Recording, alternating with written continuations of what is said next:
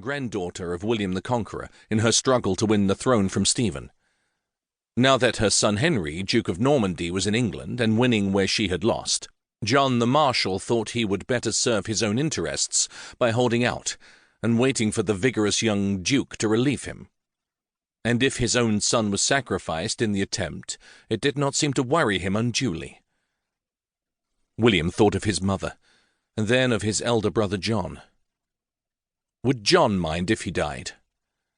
John was always so busy now, learning to be a squire, that he no longer had time for play.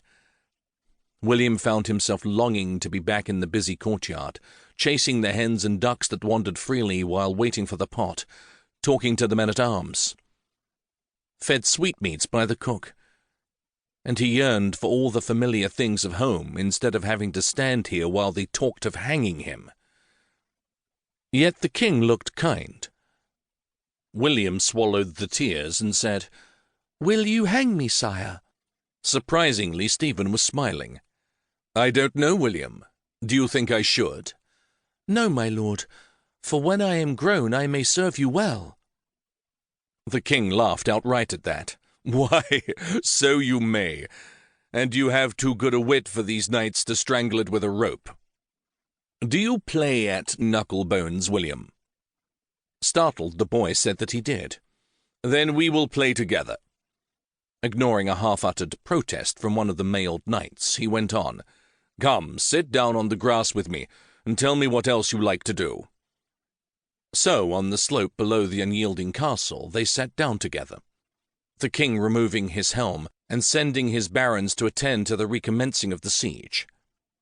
When one began, "My lord, this boy's life is forfeit. John the Marshal is a fool," Stephen finished blandly, "not to know what a fine, courageous lad he has here."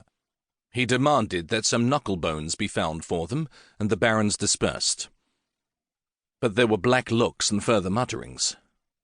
William cared nothing for these things, while this kindly prince continued to smile at him.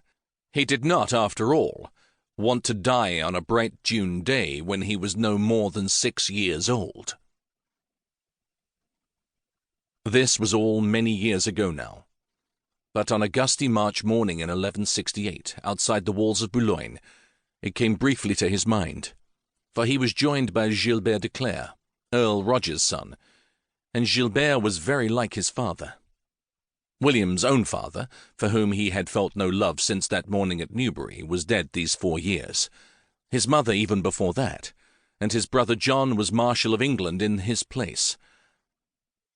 The year after they had sat together on the grass, Stephen died, and Duke Henry had become King Henry II. William had been sent to his father's cousin, William of Tankerville, following the custom that boys should be brought up in other homes than their own. Tankerville was Chamberlain of Normandy. A dry man, sparing of speech, he had nevertheless done his duty well by the boy. And as William developed an ability far beyond average in the handling of every sort of weapon, there also developed a somewhat inarticulate friendship between them. He saw his father no more than once after he was released, but of his captivity at King Stephen's court he had happier memories. Whatever they might say now of that ineffectual king, whose weakness brought such misery upon England that men said Christ and his saints slept, he at least remembered Stephen with affection, and paid for a mass to be said for his soul every year on the anniversary of the king's death day.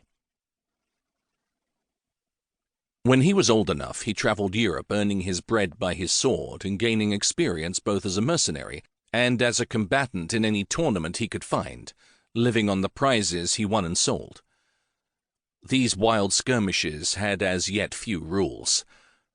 It was not intended that men should die in them, though there were often casualties, for a live captive brought the ransom that a corpse could not. William learned how to take the best advantage of the combats, how to measure his opponents, how to gain the best prizes. Men began to look for him when a tourney was announced, eager to test their skill against his.